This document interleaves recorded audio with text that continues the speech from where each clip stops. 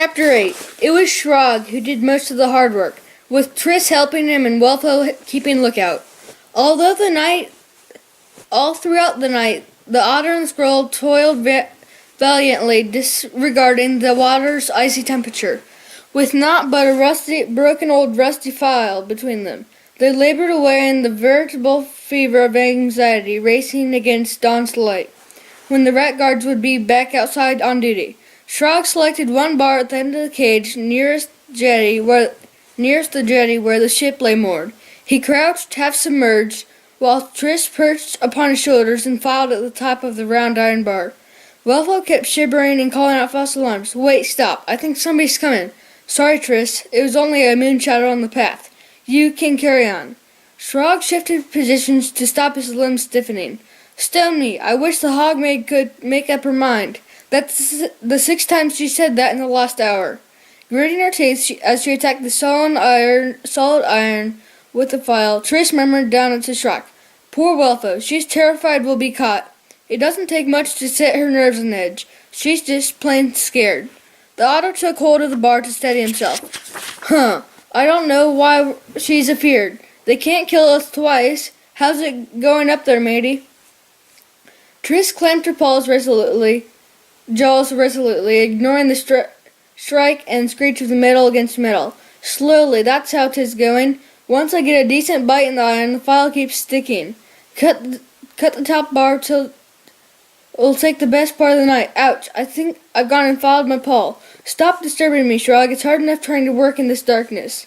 Slightly less than 2 hours before dawn, Triss managed to file through the bar. Good news, matey. I've done it. My paws are in a terrible mess, though, but I'm so cold I can't feel them. Welfo helped her down, jabbering agitatedly. "The guards will see it. I know they will. You can see the iron shining silver where you filed. It sticks out like a cherry on a cake. We'll all be caught. I'm certain of it." Brushing the iron files from between his ears, Shrog took hold of Welfo and pressed her face into the bars in lookout position. "Give your gob a rest, missy, and keep your eyes peeled. Leave the bar to us. A bit of riverbed mud plastered on the shiny bits will disguise him, trust me." He was right. Once the cut bar was smeared with mud, it looked quite normal and unbroken. Shrog leaned all his strength against the bar, trying to bend it outwards. He pushed until his eyes bulged. "Pah! It ain't budging at all, Triss. Right, I'll have to start at the bottom. Give me that there file." The otter could hold her breath for an incredible amount of time.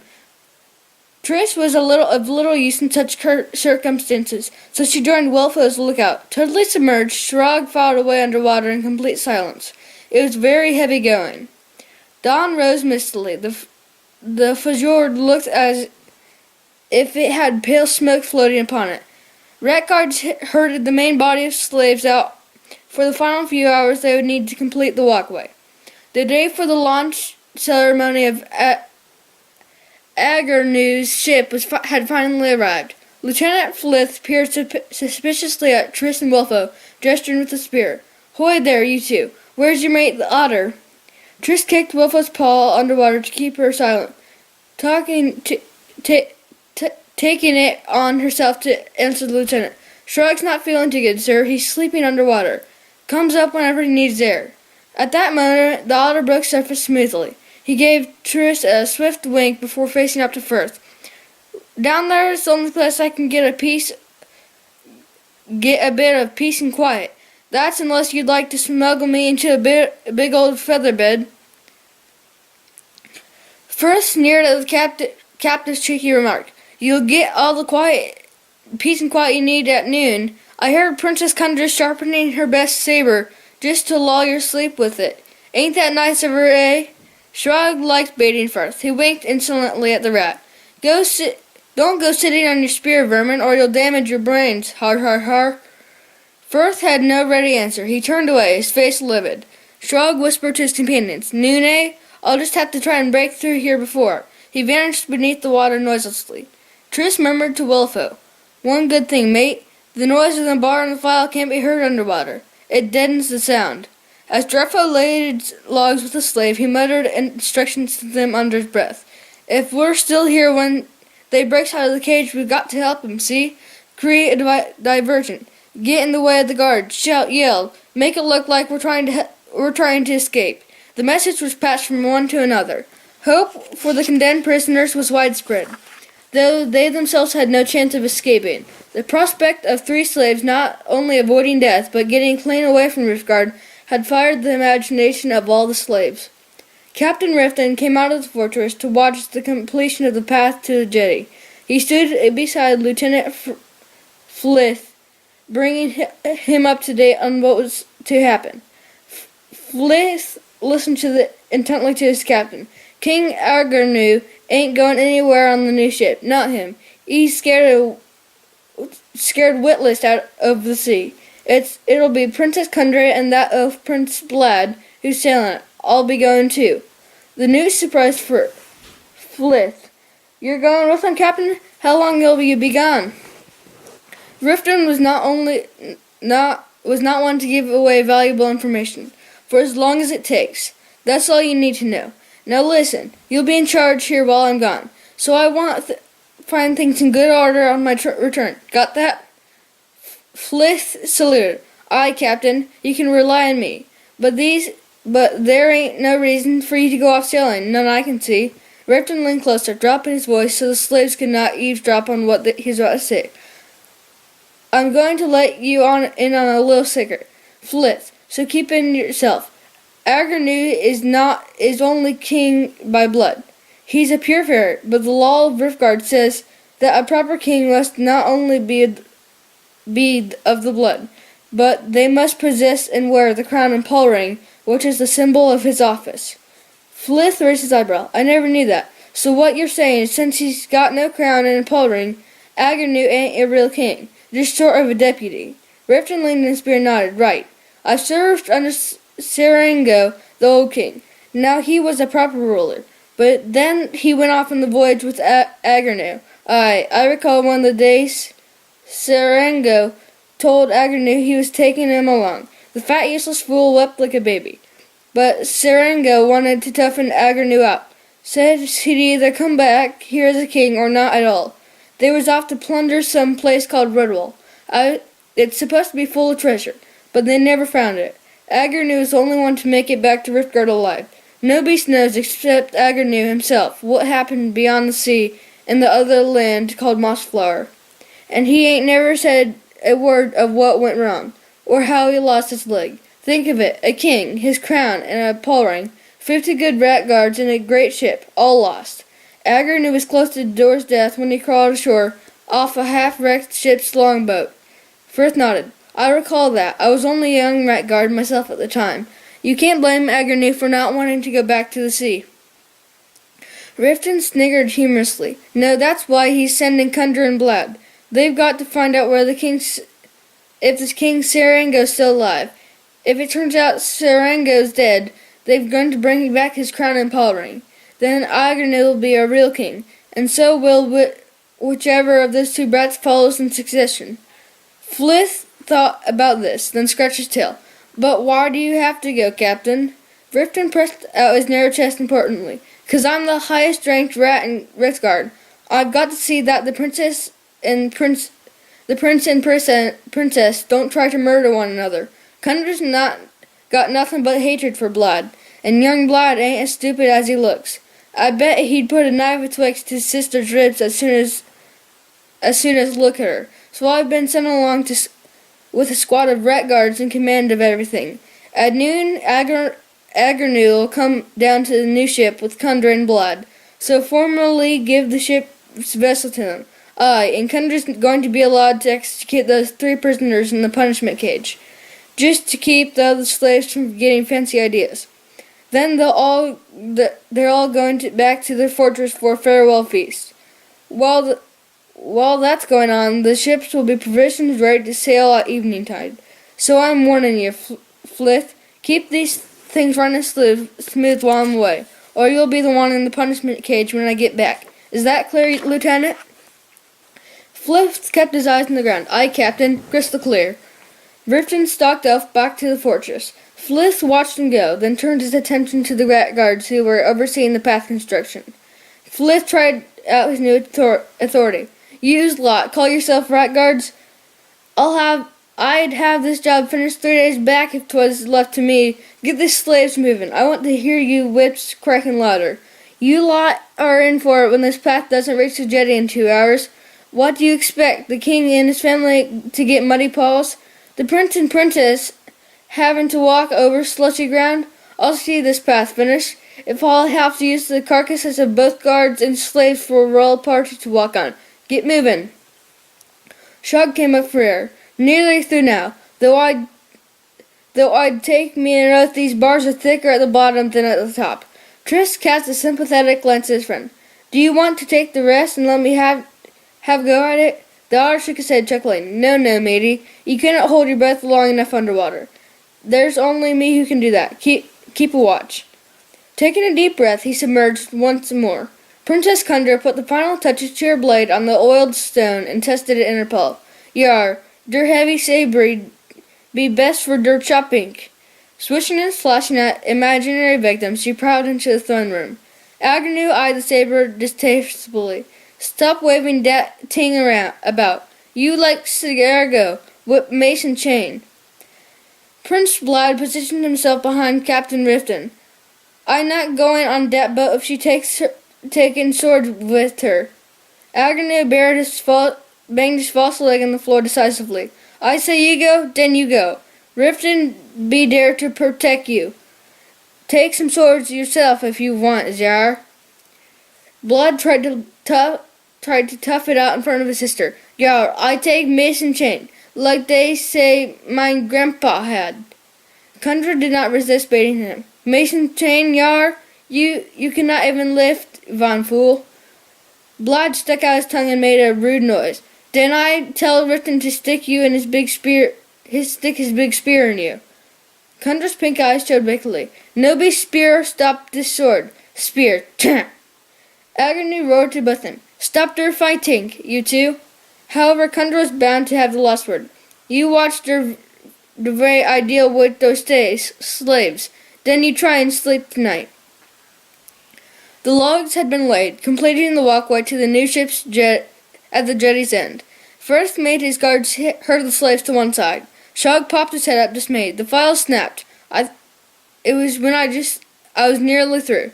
Wilfa sobbed nervously. I can hear the gates being unlocked. They're coming. What can we do?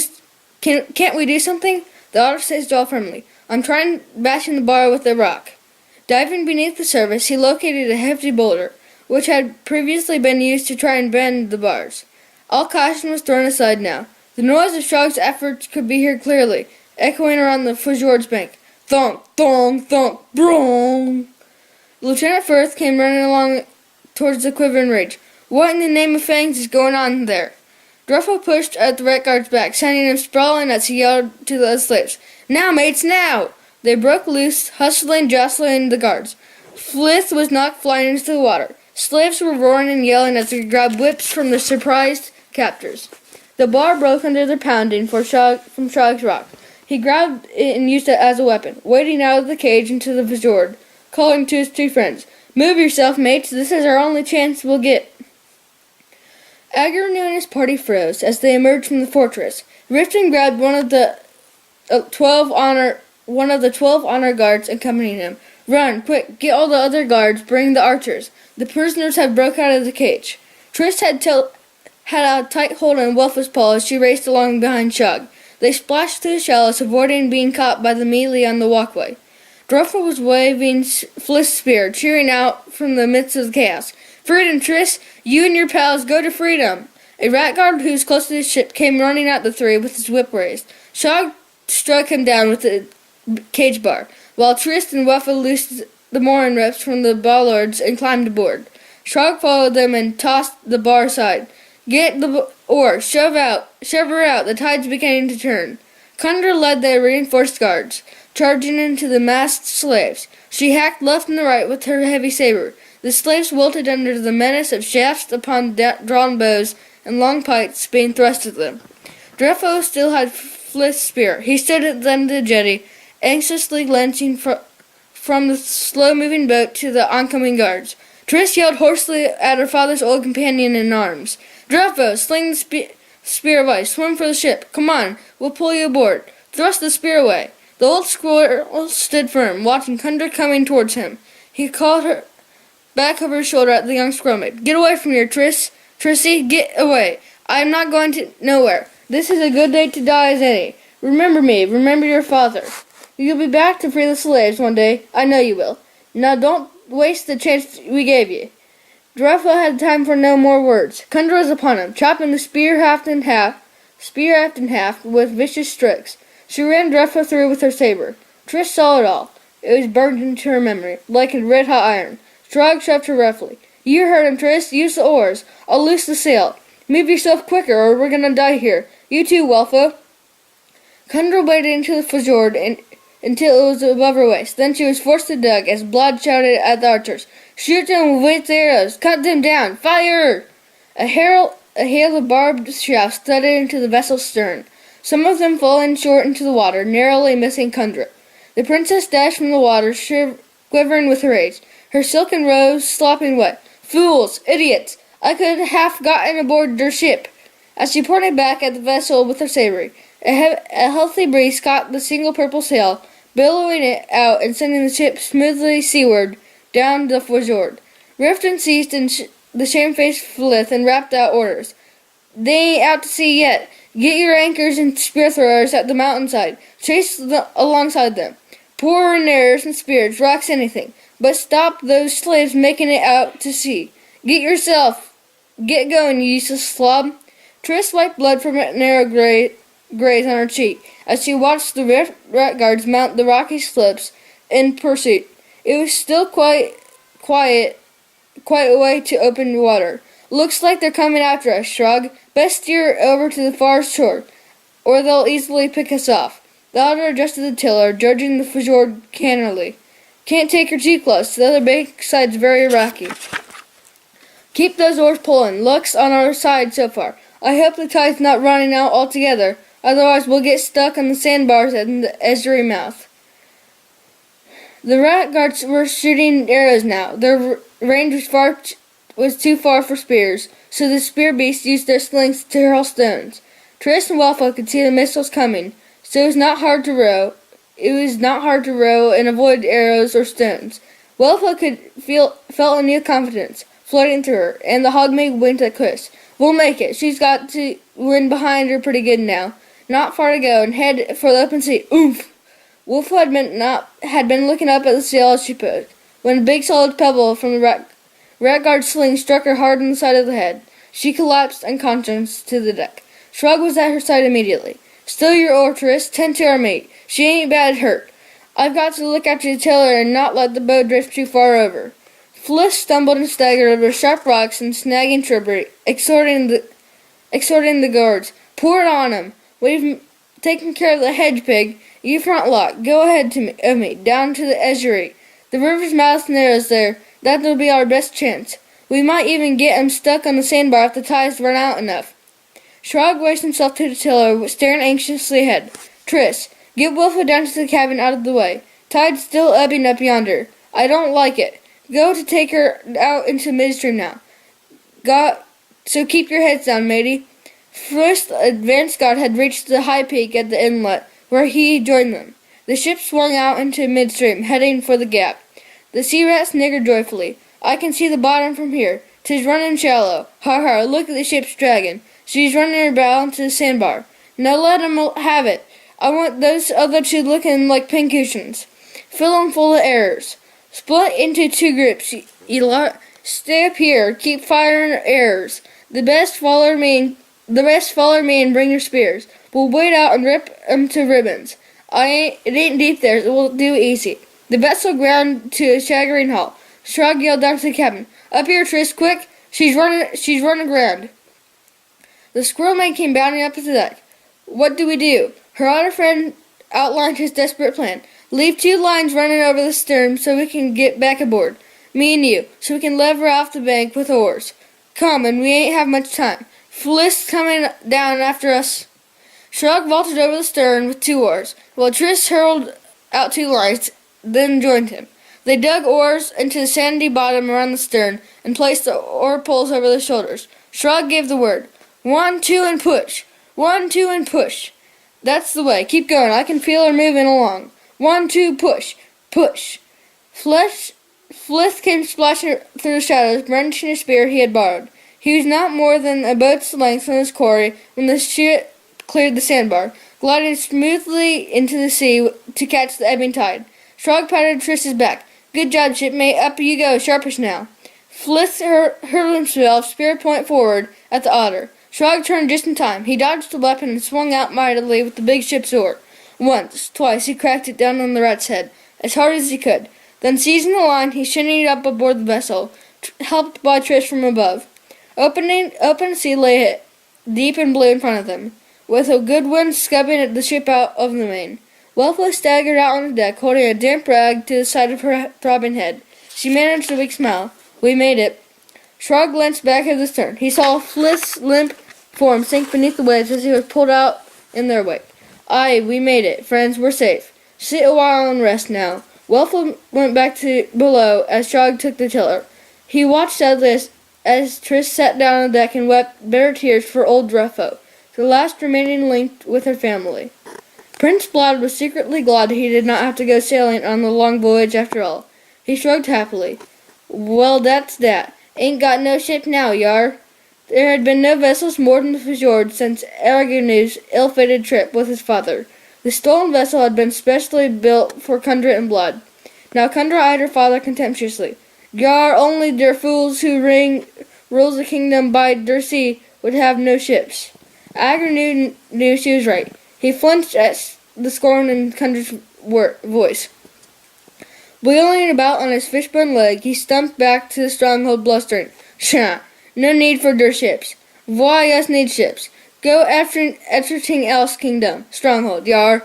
Light der beacon. Freebirders see it. They got ships. Let them do der job for us, yar. Kundra gripped her saber tighter. That was the best idea her father had ever come up with. She grinned wickedly at Riften. Yar, freebearers. Get those raft guards to fix up the beacon now. Evening-time's shades slid from crimson to slaty purple over the sea. On the high rocky point at the estuary, a massive pile of pine logs, branches, foliage, and dead moss had been erected by the weary rat guards. Barrels of fish and vegetable oil stood close by. Kundra watched Captain Riften set light to the beacon fire. It would burn red and gold by night, and the oil will set up a column of dry smoke by day. Freebooters, vermin pirates, and corsairs sailing anywhere in the region would see the signal and come to investigate. Kundra pointed her saber blade directly at Riften. Keep this burning day and night, and you stay here. Let me know when the freebirds be sighted, yar. Firelight reflected off the captain's spear blade as he saluted. Yar, princess, 'twill be as you command. Kundra stared over the restless deep wave and water. She spoke her thoughts aloud. No slaves escape, Riftguard. I find them. When I do, they be sorry the day they ever born. This I vow.